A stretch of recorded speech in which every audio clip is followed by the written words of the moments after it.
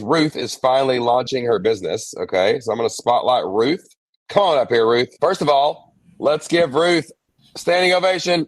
Hit the threes. Everybody hit a three. Hit the number three. Standing ovation. She has made it to the point of launching the membership, the business, the coaching, whatever it is. Like, so that's incredible. Like, good job, Ruth. Are you excited? Yes. Nervous, but yes. No, well, let me tell you something. I am launching, a new brand. I don't want to say a new brand, but I'm definitely launching a more robust version of this story pitch product. And I've been doing this 10 years, and I'm still nervous about everything. Everything in entrepreneurship that's what you're signing up for. You know that, right? True. Awesome. Now, all right. So tell us real quick, what is your website domain name? It's bakeitwithsass.com. It's all about Bakeitwithsass.com. Yeah, it's all about baking, obviously. And I'm teaching people how to bake in ASL. So all of my courses are in ASL with English subtitles. The Amazing. idea came from me looking for videos during that lockdown, and I couldn't find any. So I decided to make my own YouTube channel. And then 2 years later, someone gave me the idea of, oh, why don't you start a business using that concept? So I did. Yes. But baking's my passion. ASL is my passion. So I love the fact that I can kind of like merge both of them. Love it. Love it. It's absolutely amazing. It was Baking with Sass. Yeah. Is that what it was? Baking with Sass. That's Baking. awesome. That's awesome. So when now that you open the doors, you got a place that people can buy things? Have you already created courses and stuff like that, or are you just launching the website itself? I made courses. I've got 3. I've got cake, cookies, and brownie. I'm currently trying to build the allergy friendly list. So I've got cool. things that dairy free, vegan, and gluten free. So I'm trying to build that as well. So I guess technically there's 4. There you go. And then are you still making YouTube videos? Yes. That's awesome. Yeah. What's your schedule on that? Are you doing those consistently? Trying. I'm aiming for once a week. The last couple of weeks I've done 2 a week. They're either focused on baking tips or deaf culture information. Yeah. I think that would be a market, like content on YouTube, bringing people, I think the avatar, deaf culture, things like that, because people who are doing ASL, if you focus there, you'll bring in a bunch of people, and then some of them will want to bake, right? It's the same thing with like entrepreneurship. Like if I want people to do online, if I want people to do a membership, right, then I need a bunch of online entrepreneurs. Not that doesn't matter if they're doing a membership now, it doesn't matter if they even like it. I'm going to introduce that concept to them. I need the avatar in a room before I can actually go out and sell them all the baking and all that good stuff. Now you can do some baking content to make sure the baking people find you too, right? But like I love pulling in the people from like ASL. So maybe like 60-40 that, you know what I'm saying? Have deaf culture content and then have the baking stuff kind of mixed in. That'd be good too. What else are you doing to grow the business? Well, I've got Instagram. That's been my focus, but I'm not sure if Instagram's where my audience is. I have Facebook as well, trying to build the audience in both platforms. Again, trying to figure out what content makes sense for those two. For whatever reason, I posted a video, 2 months ago on LinkedIn, my personal LinkedIn, and got so much feedback from the deaf culture side of it. So I started adding videos once a week on LinkedIn about deaf culture, and that seems to draw people to my website that way. Interesting. I would think because LinkedIn's for professionals, you know what I'm saying? So like, I wonder if people who are professionals or people who work with ASL, work with the deaf community, like are on there, you know what I'm saying? So then like they're finding it, but those could be like super influencers. Like you find one person. Who do you follow in the deaf community, and where do you follow them? Do you have any like people you follow that you like to watch and listen to? What platform are they on? Instagram. Interesting. Yeah. Success leaves clues. You might want to just focus on Instagram and LinkedIn. You know what I'm saying? And just see if you can get something to hit there. And it's all the same content. You're just sharing it in more than one place. Right. So it's not like you can't put it in other places too.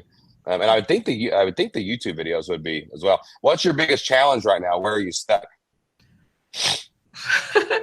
Oh man, I feel like the biggest challenge would probably be just getting people engaged in my post. On LinkedIn, I have no problem, but on Instagram, I'll get a few, again, depending on the video. But for the most part, it just feels like I'm wasting my time on Instagram because I'm not getting very much engagement, whether it's likes, comments. I've tried asking questions. I've tried telling them, hey, if you have a question about baking or deaf culture or ASL, I've separated it into separate videos. I get nothing. So I feel like that the engagement piece is exhausting. And also just right now, I feel like I'm getting a lot of followers and just subscribers on my YouTube channel. I haven't yet converted any of them. I've gotten quite a few people to my email list, so that's growing. So I'm seeing growth in certain areas, but I feel like my biggest challenge is conversion and then just engagement. Have you had a live webinar or something teaching something like deaf culture or teaching like deaf culture and food or something like that, where you've actually had that and at the end of it you tried to sell something? The only time I did that was during the summer. I did like a trial run just because I've never been live before ever on any platform whatsoever. So I did that last summer on YouTube. I think I had like maybe 8 people online. I was baking lemon blueberry ice cream sandwiches. I gotcha. It was fun, but again, it was my first time, so I wasn't really sure what I was doing. So I think I need a better plan if I do that again. Yeah. You need a better plan, a better structure, and you need to have more people on it. Of course, we got to market it like to get more people on that. But also to be careful. Like everybody in the beginning wants to make like when Jocelyn and I first launched our first online business, we didn't think anybody was paying attention to it. Nobody. I mean, it was like, a couple hundred people had ever been to the website, like anything. But it was like, well, but we know that there are people out there, like the ASL community is very large. You know what I'm saying? They're there.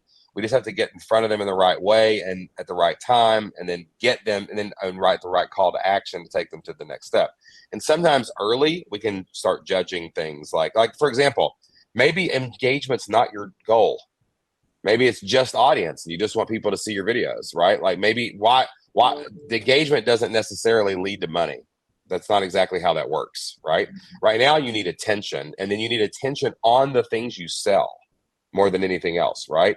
So that's the real question is, where am I getting attention? And then can I get that attention to the things that I sell with a webinar, with a presentation, with email marketing, with something like that. So if your email list is growing, I'd work backwards from there. Like, why is the email list growing? And then how can you use your email list to get more people in front of you live where you can sell them something? Or can you do more promotions where you sell things as well?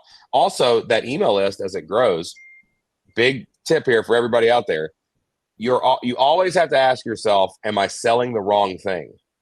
Even when you've sold the right thing for 10 years. Like I've sold certain things for like the last 10 years. I want to sell some new things because my audience feels like they're asking for new things, right?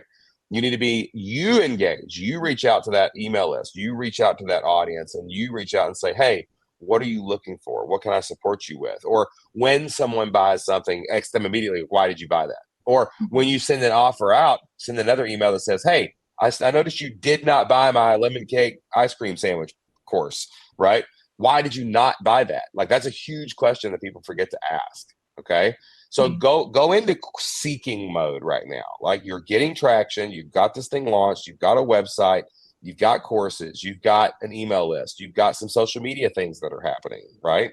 But like, ask the audience that's starting to come around. Whatever you're doing is drawing some people, right? So once it gets done drawing those people, ask them, ask specifically the people who are, every time someone comments on any post that you do, you send them a private message on LinkedIn and you say, hey, what are you looking for in the ASL community? Are you looking for anything in ASL and baking? Are you looking for this? Are you looking for that? Like, how could I best help you? What are you looking for? Do you have any ideas? Like, let the audience kind of tell you what to do. Okay. Yeah. Thank you. Awesome. Ruth, you're amazing. Let's give her another standing ovation. We've got a business out in the world. Give us your website one more time so we can put it on the YouTube channel.